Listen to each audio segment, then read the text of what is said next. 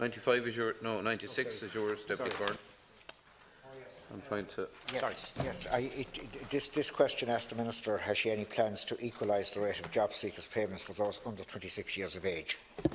Minister. I don't think we ever got down to this number of questions before.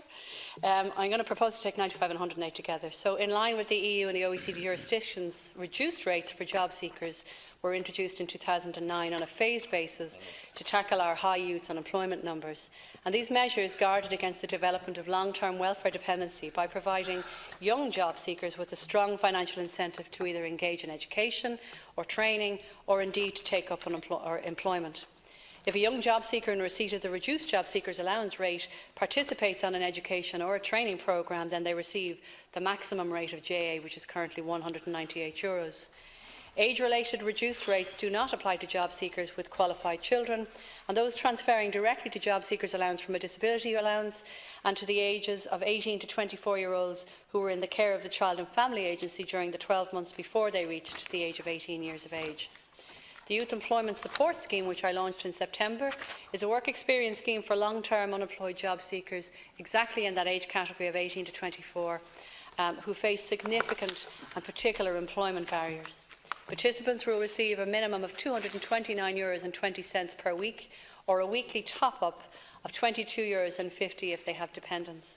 And to date, these policies have genuinely been effective in reducing both the youth and the long-term unemployment numbers on our live register, which I think is exceptionally welcome. And for example, the most recent data shows that Irish youth unemployment has fallen from a peak of 31.2% when it was back in 2012 to just under 12% in October 2018. So there has been an enormous drop, thankfully, in the number of Irish youths that are unemployed.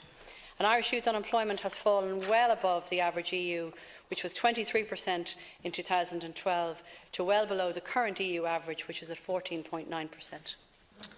Deputy O'D. The drop in youth unemployment, welcome though it is solely down to this measure.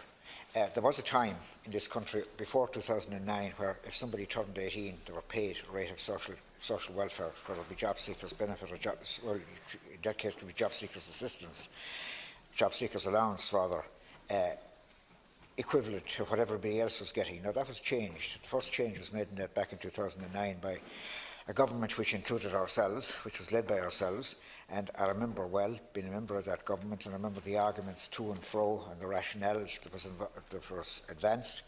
And I don't think that basically I don't think that, you know, what was forecast that this would achieve.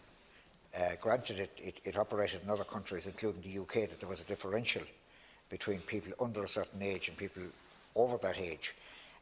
But I don't think that the objectives, as far as I can recall the debate around the Cabinet table, I don't think the objectives that were set, that were supposed to be achieved by this change, actually have been achieved. And I'm just wondering, circumstances have changed quite dramatically since. Thank you, Deputy. And I'm just wondering, what is the rationale for maintaining this distinction now? Minister.